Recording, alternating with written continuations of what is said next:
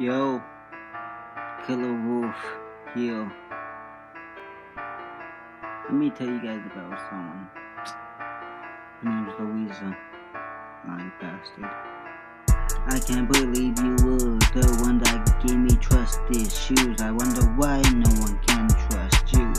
You're such a lying cheater. I notice you have so many fucking haters.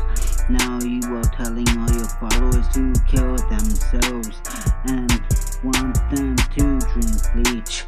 Now you just got the big bad wolf off his fucking leashed. How dumb can you be? Everyone knows you like to lie and cheat.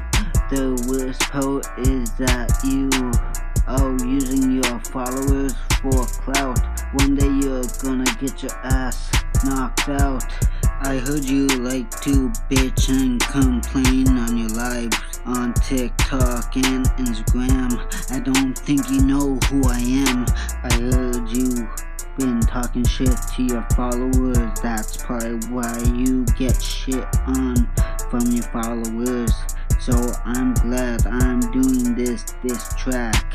I hope it will teach you that you don't want to fuck with me, because I will always diss you in my raps. It seems like you are really pissed off because I exposed you.